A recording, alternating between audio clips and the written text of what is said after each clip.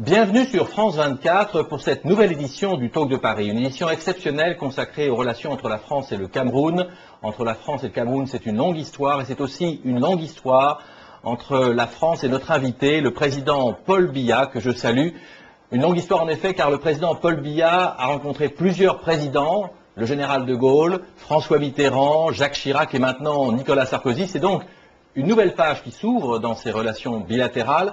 Je rappelle aussi que vous avez connu la France en tant que jeune étudiant, puisque vous avez fait vos études ici, au cœur de Paris. Et Monsieur le Président, je dois dire que votre parole est rare, car vous n'avez pas accordé l'interview à une télévision française depuis 20 ans. Je vous remercie donc d'avoir choisi le Talk de Paris. Je dois rappeler aussi qu'on vous a surnommé le Sphinx, parce que vous êtes un homme qui parlait peu, et donc quand vous parlez, on vous écoute avec attention. Je voudrais tout d'abord vous demander, puisque vous êtes à Paris, que vous avez rencontré le président Sarkozy, comment vous pourriez qualifier ces relations aujourd'hui, cette nouvelle page qui s'ouvre des relations franco-camerounaises, et d'abord, comment ça va personnellement avec le président Sarkozy? Bien, je vous remercie. Mes premiers mots seront de remercier le président de la République française, M. Nicolas Sarkozy, pour l'invitation qu'il m'a adressée à visiter Paris, visiter la France. Le Cameroun et la France ont une histoire longue, ancienne. Vous savez que le Cameroun était une colonie allemande et à la fin de la Première Guerre mondiale, la colonie allemande qui était le Cameroun était placée sous mandat de la France. Et c'est ici que nous avons commencé notre histoire avec la France. Après la Deuxième Guerre mondiale, le Cameroun était de nouveau placé sous la tutelle de la France. Nous étions administrés, gouvernés par des hauts commissaires français.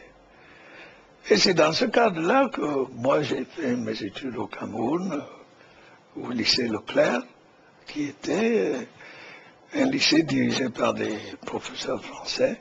Et après notre bac, dans les années 56, le bac était corrigé à Porto. J'ai obtenu une bourse pour la France. Et je suis entré donc au lycée Louis-le-Grand, pour préparer une grande école. On y était avec ceux qui préparaient Normal Sup, etc., Polytechnique.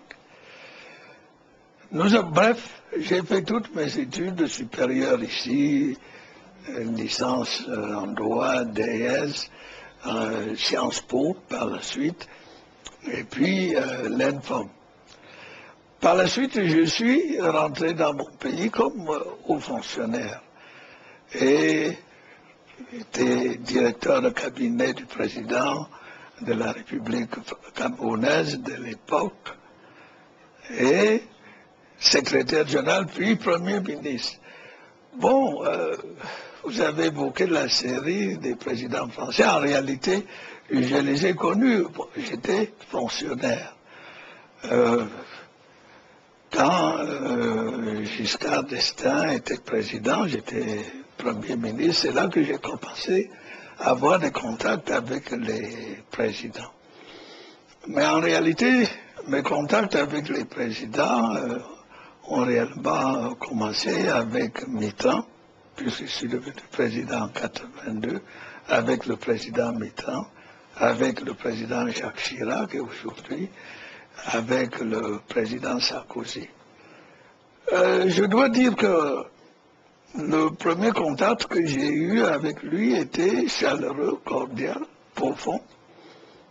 C'était un politicien chevronné, un homme qui connaît les problèmes, connaît l'Afrique.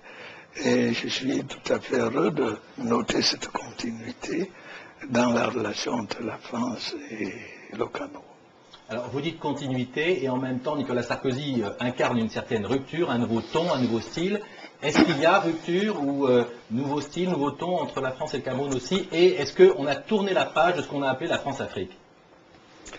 À vrai dire, d'un bon point de vue, je pense qu'il y a peut-être plus rupture dans la forme, mais continuité dans le fond.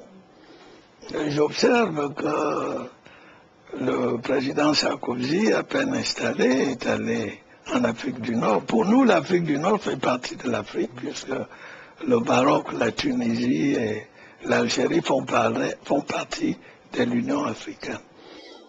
Ensuite, il est allé en Libye, à Dakar, et il a reçu beaucoup d'autres chefs d'État, M. Ouad et d'autres présidents, le président Bongo.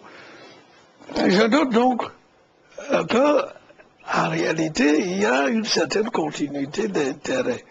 Maintenant, la nouvelle politique africaine de la France est en cours d'élaboration. Peut-être qu'il y aura des changements, mais je crois que la rupture est surtout formelle. Nous pensons qu'il y a une certaine continuité.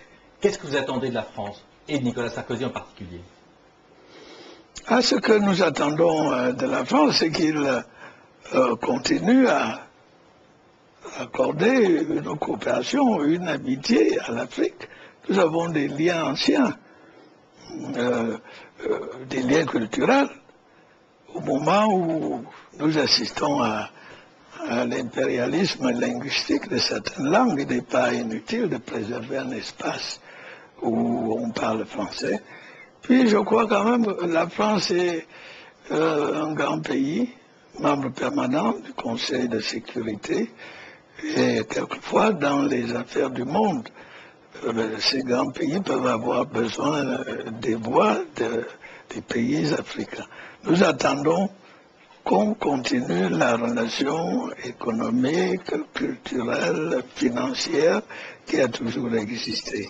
Je l'ai dit en commençant cette émission, vous êtes l'un des doyens du continent, vous êtes au pouvoir depuis maintenant près d'un quart de siècle, et donc vous êtes d'une certaine manière l'un des symboles de cette France-Afrique d'avant. Est-ce que la page est tournée? Est-ce qu'elle est en train de se tourner? Elle est en train de se tourner. Je crois que c'est la relation avec la France les formes extérieures qui vont changer.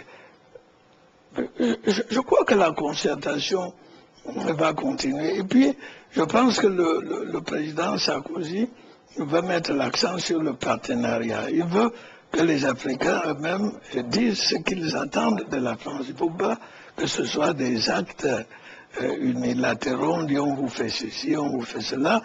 Demande qu'est-ce qu'on peut faire ensemble. Et je pense qu'il y a déjà là un début de changement. Tout à l'heure, je ne crois pas dévoiler un secret, j'ai invité le président de la République à faire une visite au Cameroun.